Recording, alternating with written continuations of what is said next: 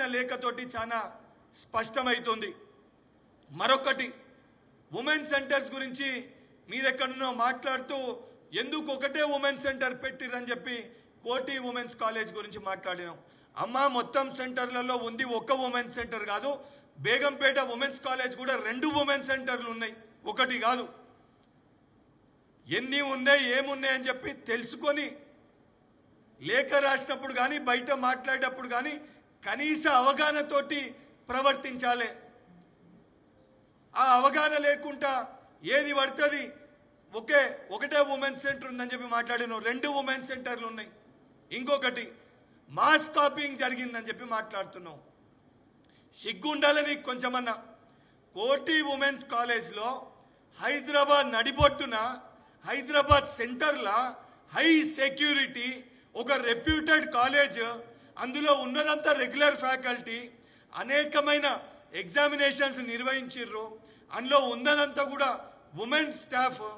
వాళ్ళందరూ కూడా ఎగ్జామినేషన్ వెయిచిల్కు అభ్యర్థులు ఎగ్జామ్ రాసినప్పుడు ఎగ్జామినేషన్ సెంటర్లో కాపీయింగ్ జరిగితే ఇరుగు పొరుగున్న స్టూడెంట్స్ కనీసం వెళ్ళి ఈ సెంటర్లో కాపీయింగ్ జరిగిందని సంబంధించిన పోలీస్ స్టేషన్లో కానీ మీడియా దగ్గర కానీ బయట కానీ ఎక్కడన్నా మాట్లాడకుండా ఉంటారా అమ్మా?